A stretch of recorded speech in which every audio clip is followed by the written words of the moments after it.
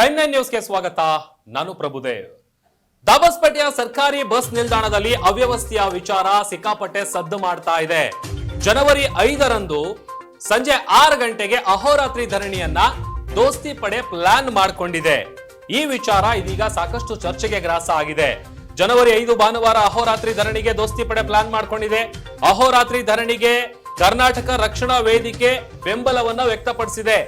Bus ನಿಲ್ದಾಣದ ಅವ್ಯವಸ್ಥೆಯನ್ನ ಕಂಡು K ಮಂಜೇಗೌಡರು shock ಆಗಿದ್ದಾರೆ. ನೆಲಮಂಗಲ ತಾಲೂಕಿನ ಕರ್ನಾಟಕ ರಕ್ಷಣಾ ವೇದಿಕೆಯ ಅಧ್ಯಕ್ಷರು ಕೆ ಮಂಜೇಗೌಡರು ಯಾರೇ ಒಳ್ಳೆ ಕೆಲಸ ಮಾಡಿದ್ರು ಕೂಡ ನಮ್ಮ ಸಂಪೂರ್ಣ ಬೆಂಬಲ ಇರುತ್ತೆ ಅನ್ನುವಂತ ವಿಚಾರವನ್ನ ಹೇಳಿದ್ದಾರೆ. ಬಿಜೆಪಿ ತಾಲೂಕು ಅಧ್ಯಕ್ಷರಾದಂತ ಜಗದೀಶ್ ಚೌಧರಿ ಅವರ ಜೊತೆಗೆ ನಾವಿದ್ದೇವೆ, ಯಾಕಂತಂದ್ರೆ ಒಳ್ಳೆ ಕೆಲಸ ಯಾರು ಮಾಡ್ತಾರೆ ಅವರಿಗೆ ನಮ್ಮ ಸಪೋರ್ಟ್ ಇದ್ದೇ ಇರುತ್ತೆ ಅನ್ನುವಂತ ವಿಚಾರವನ್ನ ಟೈಮ್ 9 ನ್ಯೂಸ್ಗೆ ಎಕ್ಸ್ಕ್ಲೂಸಿವ್ ಆಗಿ ಕರ್ನಾಟಕ ರಕ್ಷಣಾ ವೇದಿಕೆ ಅಧ್ಯಕ್ಷರು ಹೇಳಿಕೆಯನ್ನ ಕೊಟ್ಟಿದ್ದಾರೆ. ಮತ್ತೊಂದ್ ಕಡೆ ಇದೇ ವಿಚಾರಕ್ಕೆ ಸಂಬಂಧಪಟ್ಟಂತೆ ಈಗ ಆಲ್ರೆಡಿ ಏನು ಕೂರೋದಕ್ಕೆ ವ್ಯವಸ್ಥೆ ಇಲ್ಲ, ಶೌಚಾಲಯದ ವ್ಯವಸ್ಥೆ ಇಲ್ಲ, ಅಲ್ಲಿ ಆಲ್ರೆಡಿ ಒಂದು ಶೌಚಾಲಯ ಈಗ ನಿರ್ಮಾಣ ಆಗಿದೆ, ಅದನ್ನ ಅಭಿವೃದ್ಧಿ ಪಡಿಸಿಲ್ಲ, ಕುಡಿಯೋದಕ್ಕೆ ನೀರಿನ ವ್ಯವಸ್ಥೆ ಇಲ್ಲ, ಸ್ವಚ್ಛತೆ ಅನ್ನುವಂಥದ್ದು ಕೂಡ ಮರೀಚಿಕೆ ಆಗಿದೆ. ನೀವು ದೃಶ್ಯದಲ್ಲಿ ನೋಡ್ತಾ ಇರ್ಬೋದು, ಕರ್ನಾಟಕ ರಕ್ಷಣಾ ವೇದಿಕೆಯ ಅಧ್ಯಕ್ಷರು ಬಸ್ ನಿಲ್ದಾಣಕ್ಕೆ ಬಂದು ಅಲ್ಲಿನ ಅವ್ಯವಸ್ಥೆ ಯಾವ ರೀತಿಯಾಗಿದೆ ಅಂತೇಳಿ ಸ್ವತಃ ಅವರೇ ಕಣ್ಣಾರೆ ಕಂಡು ಟೈಮ್ 9 ನ್ಯೂಸ್ ಜೊತೆ ಮಾತನಾಡಿದ್ದಾರೆ. ಮತ್ತೊಂದ್ ಕಡೆ ಈ ಬಿಜೆಪಿ ರಾಜ್ಯ ಕಮಿಟಿಯಿಂದಲೂ ಕೂಡ ಬೆಂಬಲ ಸಿಕ್ಕಿದೆ. ಇದು ದೊಡ್ಡ ಮಟ್ಟದಲ್ಲಿ ಚರ್ಚೆ ಆಗ್ತಾ ಇದೆ. ಹಾಗೇನೆ ಈಗ 5ನೇ ತಾರೀಕು ಸಂಜೆ 6 ಗಂಟೆಗೆ ಅಹೋರಾತ್ರಿ ಧರಣಿಯನ್ನ ಏನು ನಡೆಸೋದಕ್ಕೆ ಸಜ್ಜಾಗ್ತಾ ಇದ್ದಾರೆ. ಒಂದು ವೇಳೆ ಈಗಲಾದ್ರೂ ಎಚ್ಚೆತ್ಕೊಂಡು ಸಂಬಂಧಪಟ್ಟಂತ ಕಾಂಟ್ರಾಕ್ಟರ್ ಆಗಿರ್ಬೋದು ಅಥವಾ ಅಧಿಕಾರಿಗಳಾಗಿರ್ಬೋದು ಒಂದು ಬೇಸಿಕ್ ಫೆಸಿಲಿಟೀಸ್ ಏನಿದೆ, ನಾ ಹೇಳ್ತಾ ಇದ್ನಲ್ಲ, ಕುಡಿಯೋದಕ್ಕೆ ನೀರಿನ ವ್ಯವಸ್ಥೆ ಅಥವಾ ಅಲ್ಲಿ ಕೂರೋದಕ್ಕೆ ತಂಗುದಾಣ ಮತ್ತೆ ಶೌಚಾಲಯದ ವ್ಯವಸ್ಥೆ, ಇದೆಲ್ಲವೂ ಕೂಡ ಸರಿಪಡಿಸಿದ್ರೆ ನಾವು ಅಹೋರಾತ್ರಿ ಧರಣಿಯನ್ನ ಕೈ ಬಿಡ್ತೀವಿ ಅನ್ನುವಂತ ಲೆಕ್ಕಾಚಾರದಲ್ಲಿ ಸದ್ಯ ದೋಸ್ತಿ ಪಡೆ ಇದೆ.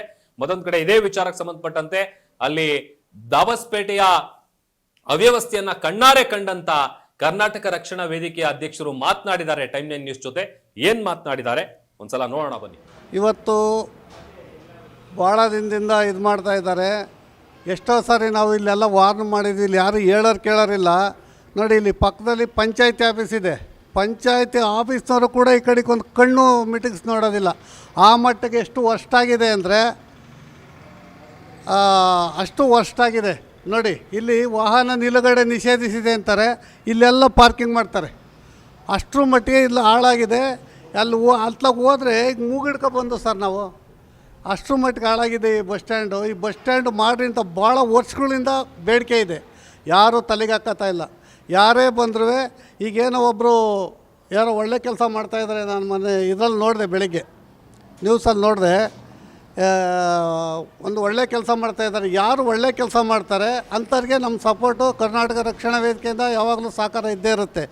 ಯಾಕಪ್ಪ ಅಂದರೆ ಇಂಥ ಬೇಜವಾಬ್ದಾರಿಕೆ ತನ್ನದ್ದು ನಾನು ಎಲ್ಲೂ ನೋಡಲಿಲ್ಲ. ಅಷ್ಟು ನೋಡಿರಿ, ಆ ಬಸ್ ಬರುತ್ತೆ, ಲೈವಲ್ಲಿ ಮೇಲ್ಗಡೆ ಹೋಗ್ತವೆ, 100 ಜನ ಗಂಡು ಮಕ್ಕಳಾಗಲಿ ಹೆಣ್ಣು ಮಕ್ಕಳಾಗಲಿ ಸ್ಕೂಲ್ಗೆ ಹೋಗೋರು ಕಾಲೇಜ್ಗೆ ಹೋಗೋರು ಅವರ್ಗಟ್ಟಲೆ ಕಾಯಬೇಕು. 1 ಅವರ್ 2 ಅವರ್ ಆದರೂ ಬಸ್ಗಳು ಬರೋಲ್ಲ.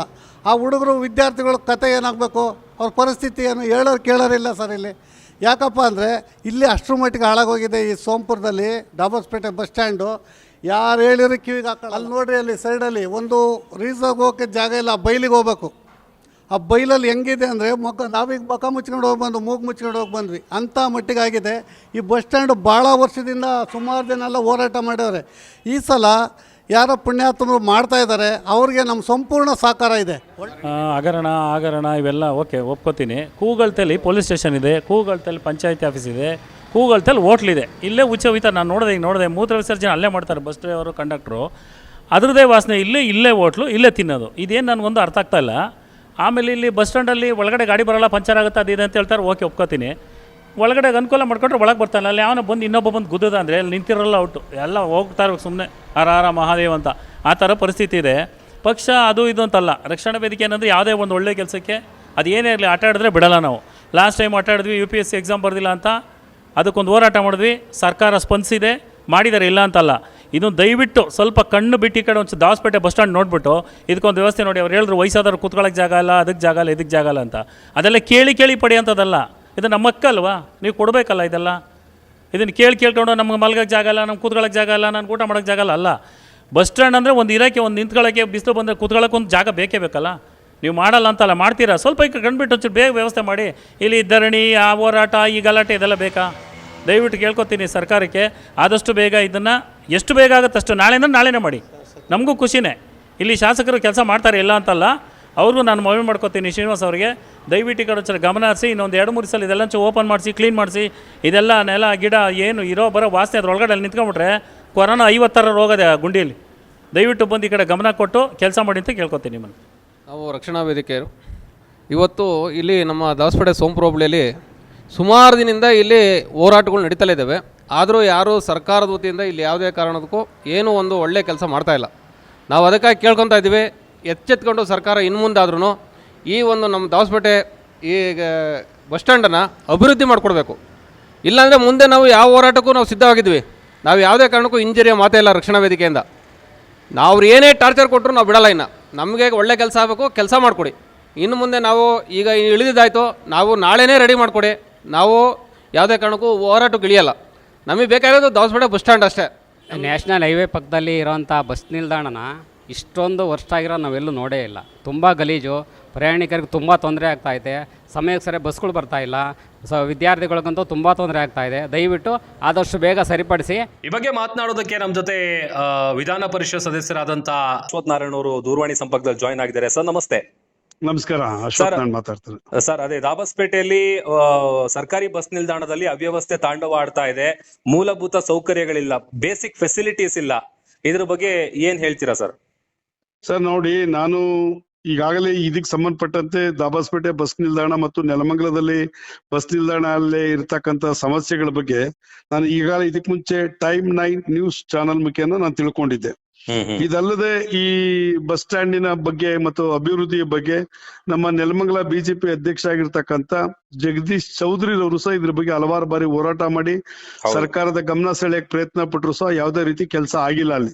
ನಿಜ ನೋಡಿ, ಒಂದು ಬಸ್ ಸ್ಟ್ಯಾಂಡ್ ಅನ್ನತಕ್ಕಂಥದ್ದು ದಯಮಾಡಿ ಅದು ಕನೆಕ್ಟಿವಿಟಿ ಇದ್ದಂಗೆ. ಅದು ಒಂದು ಊರಿಂದ ಒಂದು ಊರಿಗೆ, ಒಂದು ಜಿಲ್ಲೆಯಿಂದ ಮತ್ತೊಂದು ಜಿಲ್ಲೆಗೆ, ಒಂದು ರಾಜ್ಯದಿಂದ ಮತ್ತೊಂದು ರಾಜ್ಯಕ್ಕೆ ಕನೆಕ್ಟಿವಿಟಿ ಪ್ಲೇಸ್ ಆಗ್ತದೆ. ಅದು ಒಂದು ಬಸ್ ಟರ್ಮಿನಲ್ಸ್ ಅಂತ ಕೇಳಿದ್ರೆ ಕನೆಕ್ಟಿವಿಟಿ ಸಂಕೇತವಾಗಿ ಇರ್ತಕ್ಕಂಥದ್ದು. ಇವತ್ತು ಆ ಬಸ್ ಸ್ಟ್ಯಾಂಡ್ ಅಲ್ಲಿ ಹೊರ ರಾಜ್ಯಗಳಿಂದ ಬರ್ತಾರೆ, ಹೊರ ಜಿಲ್ಲೆಗಳಿಂದ ಬರ್ತಾರೆ, ಗ್ರಾಮೀಣ ಪ್ರದೇಶದಿಂದ ಬರ್ತಾರೆ, ವೃದ್ಧರು ಬರ್ತಾರೆ, ಮಹಿಳೆಯರು ಬರ್ತಾರೆ, ಮಕ್ಕಳು ಬರ್ತಾರೆ. ಆ ಬಸ್ ಸ್ಟ್ಯಾಂಡ್ ಅಲ್ಲಿ ಇರ್ಬೇಕಾಗಿರ್ತಕ್ಕಂಥ ಬೇಸಿಕ್ ಇನ್ಫ್ರಾಸ್ಟ್ರಕ್ಚರ್ ಇಲ್ಲ. ನಾನು ನೀವು ಇದನ್ನ ಈಗಾಗಲೇ ಸಾರ್ವಜನಿಕರ ಗಮನ ಸೆಳೆದಿರಿ. ಟೈಮ್ 9 ನ್ಯೂಸ್ ಇಂದ ಈ ಅಲ್ಲಿರ್ತಕ್ಕಂಥ ಲ್ಯಾಪ್ಸಸ್ ಅನ್ನ ನಾನು ತಿಳ್ಕೊಂಡಿದ್ದೆ ಈಗ ಆಲ್ರೆಡಿ. ಇವತ್ತು 5ನೇ ತಾರೀಕು ನಮ್ಮ ಜಗದೀಶ್ ಚೌಧರಿ ಅವರು ಇದ್ರ ಬಗ್ಗೆ ಹೋರಾಟವನ್ನ ಮಾಡ್ಲಿಕ್ಕೆ ಅಹೋರಾತ್ರಿ ಧರಣಿ ಸತ್ಯಾಗ್ರಹವನ್ನು ಮಾಡ್ತಾ ಇದ್ದಾರೆ JDS ಮತ್ತು ಬಿಜೆಪಿ ವತಿಯಿಂದ. ನಾನು ಇಲ್ಲಿರ್ತಕ್ಕಂಥ ತೊಂದರೆಗಳ ಬಗ್ಗೆ, ಅನಾನುಕೂಲತೆಗಳ ಬಗ್ಗೆ, ಅನುಕೂಲತೆಗಳನ್ನ ಮಾಡಿಸ್ಬೇಕು ಅನ್ನೋ ದೃಷ್ಟಿಯಿಂದ ನಾನು ಸಹ ಅವ್ರ ಜೊತೆ ಹೋರಾಟಕ್ಕೆ ನಾನು 5ನೇ ತಾರೀಕು ರಾತ್ರಿ ಸಂಜೆ 6 ಗಂಟೆಯಿಂದ ನಾನು ಅವ್ರ ಜೊತೆ ರಾತ್ರಿ 10 ಗಂಟೆವರೆಗೂ ಸಹ ಈ ಹೋರಾಟದಲ್ಲಿ ಭಾಗವಹಿಸ್ತೀನಿ.